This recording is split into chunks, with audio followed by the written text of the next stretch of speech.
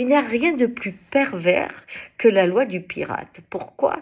Parce que elle a l'art de faire croire que nous partageons les mêmes règles et que nous sommes dans un monde de la loi du plus fort, la compétitivité, la libéralité, que le meilleur gagne. Oui, mais ce ne sont pas les mêmes règles. Hein, si dans un match de foot, il y en a un qui peut jouer avec les mains et l'autre que c'est interdit, on ne peut pas avoir les mêmes règles. Si on accepte, l'arbitre accepte que l'un utilise des outils que l'autre n'a pas le droit d'utiliser, à nouveau, le match est faussé. Eh bien, c'est ce qui est arrivé à notre industrie.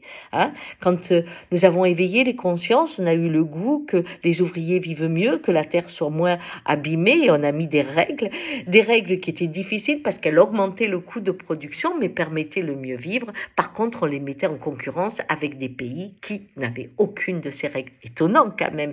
Alors évidemment, nous n'avons plus d'industrie. Elle est partie en Chine et ailleurs, là où il y a des esclaves et où il n'y a pas des hommes. Hein, mais on fait la même chose avec l'agriculture. Je ne parle pas des très gros agriculteurs qui ne sont plus des agriculteurs et qui touchent pourtant des sous, comme nos médias aujourd'hui. Non, on est en train de mettre l'agonie dans l'agriculture parce qu'on parle de conscience vertueuse du vivant, de la pollution, de la condition animale. Et tout d'un coup, on se met en concurrence avec des gens qui n'ont rien à foutre de tout ça.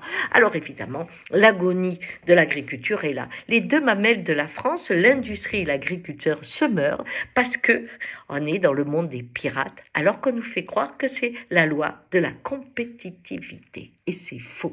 Changez les règles et vous n'avez pas le jeu, sauf le jeu d'un fou qui nous amène à la catastrophe en pensant bien entendu faire pour le mieux. Ciao!